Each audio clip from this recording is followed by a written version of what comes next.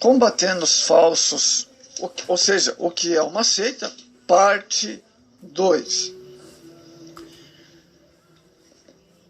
Amados, a Bíblia Sagrada tem muito a dizer sobre isso, justamente porque Jesus lidou com esse problema todo o tempo de seus ministérios. E foi uma verdadeira cruz contra o farisaísmo institucionalizado, ou seja, um tipo de prática religiosa distorcida. Mateus 24. Os falsos profetas fazem seus falsas doutrinas em suas seitas e, de modo semelhante, imita o verdadeiro, mas, quando examinado com detalhes, é descoberto que seus ensinos hereges são falsos, tendo aparência da verdade, mas, contudo, nega os princípios verdadeiros sem fundamento. Nós podemos descobrir as falsas doutrinas das seitas com base na Bíblia, do qual nós podemos refutar totalmente as falsas doutrinas das seitas e das heresias, que muitas têm aparência de ser genuína, verdadeira, mas é falsa. Do ponto de vista bíblico, podemos objetivamente definir um ensino falso de uma seita, de uma herege.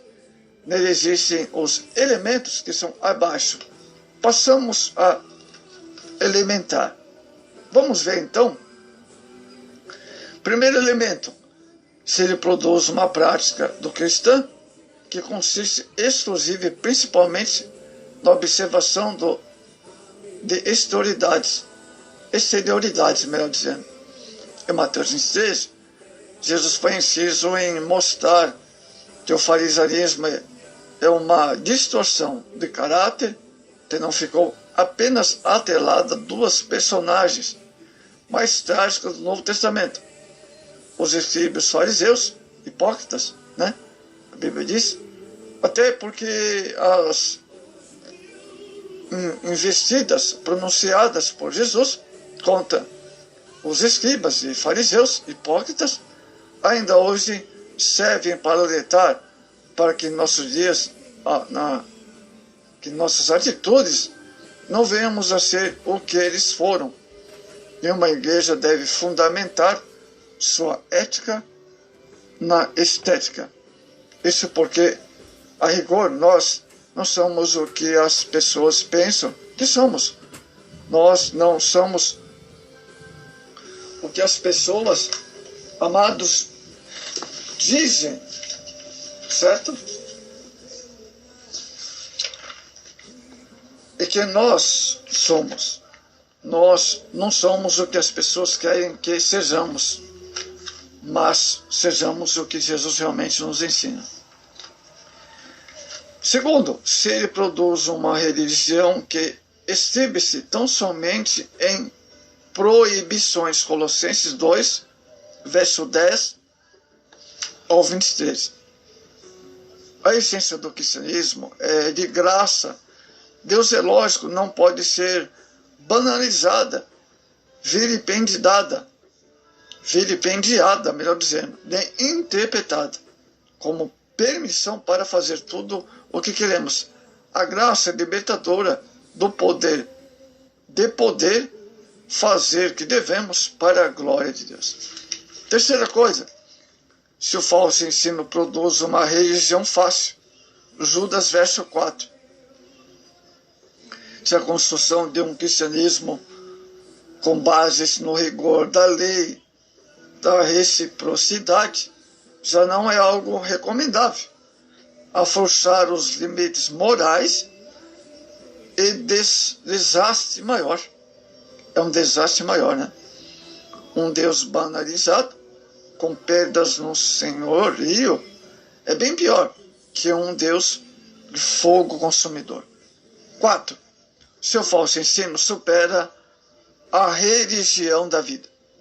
Qualquer ensino que se separe o cristão da vida e da atividade do mundo deve, amados, ser considerado falso.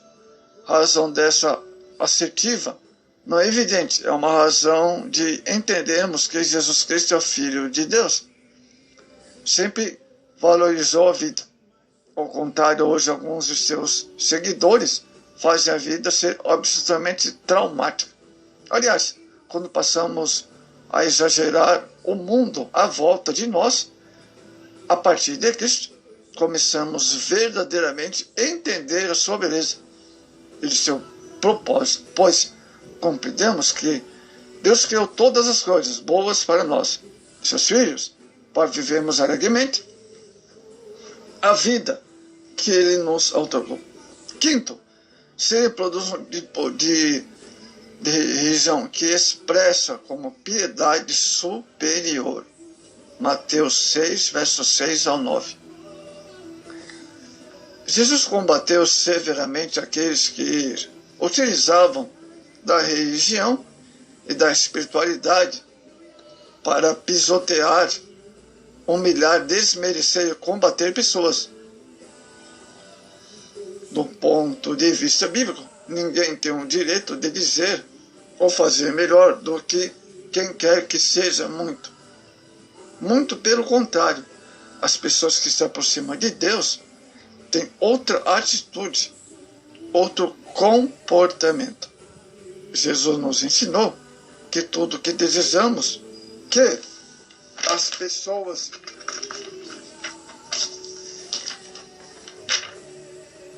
nos façam, que primeiramente façamos a elas o bem. Espiritualmente, que não, amados, fala-se de atos de aproximação, carinho, amor, cuidado, respeito com o ser humano. É essencial aqui. Amém, amados? Oh, maravilha, hein? Sexto ponto. Se ele produz um comportamento ascético, exclusurado. Evangelho de João 17, 15. O montanismo foi um movimento maior, repercussão de todo o primeiro século depois de Cristo. Seu lema era obedecer a Deus. Com isso, não se submetia a ninguém. O comportamento que o próprio Jesus continuou.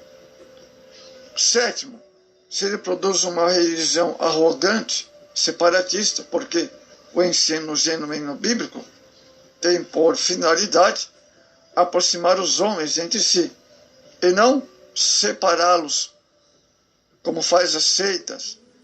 Jesus diz: bem-aventurado os pacificadores, fazedores de pontos, porque serão chamados filhos de Deus.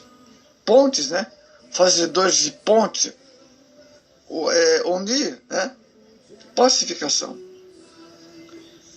Não podemos criar barreiras, muralhas, devemos sim construir pontes, acesso às pessoas, e suposto qualquer ensino que passe desse limite, sem considerar, no mínimo, a extra-bíblico.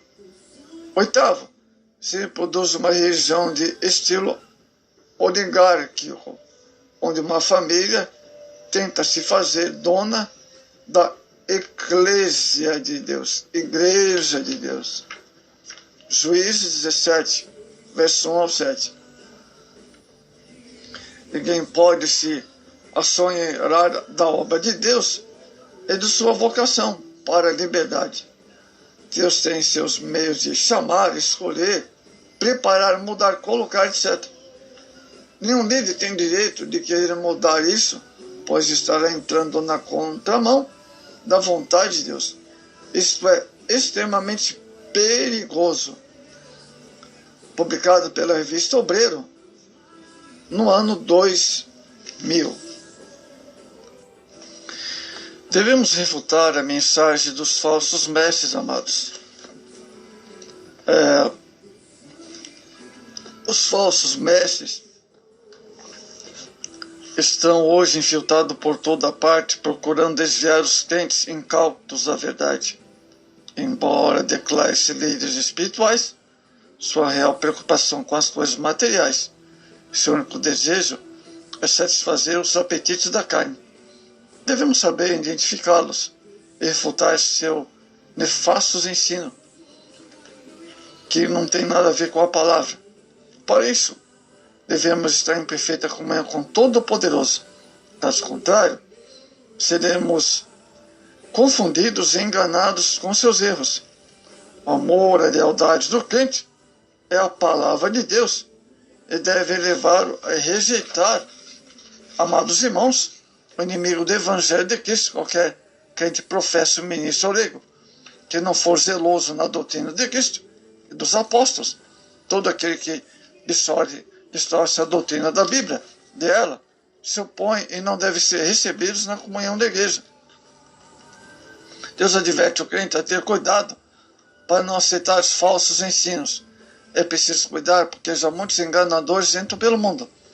O crente deve classificar todos os enganadores que não permanecem na doutrina de Cristo como falsos mestres sem Deus, sob condenação divina.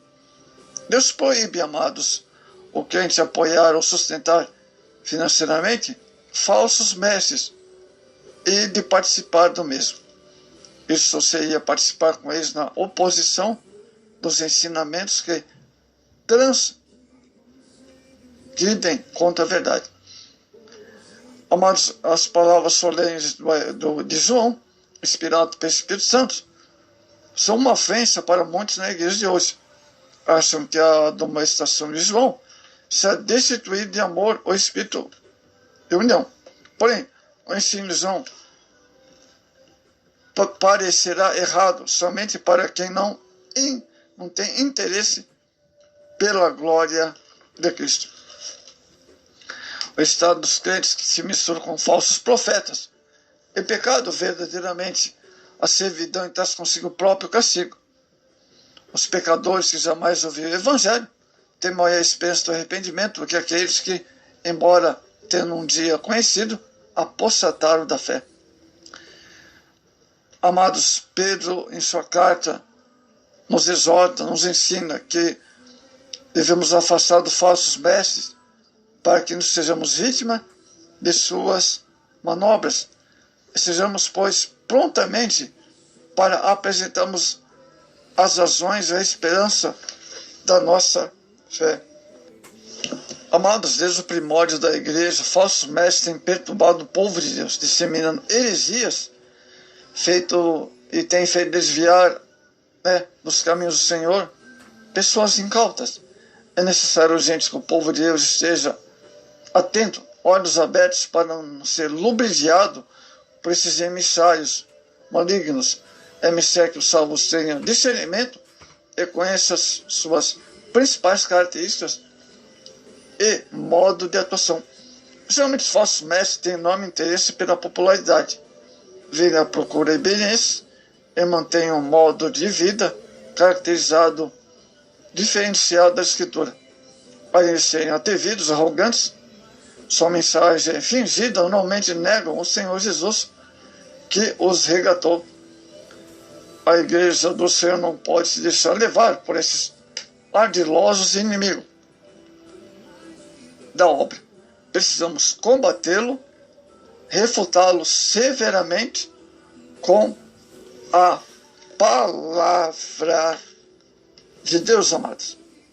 Então, vemos que desde a antiguidade já ouviu ali falsos mestres para afastar as pessoas dos princípios da palavra de Deus. E sejamos, pois, alerta, examinando e estudando sempre as Escrituras Sagradas, perseverando, procurando analisar o que os falsos mestres, o que as seitas, os adeptos das seitas, falam muitas coisas, muitos ensinamentos errados, falsos, de falsa interpretação.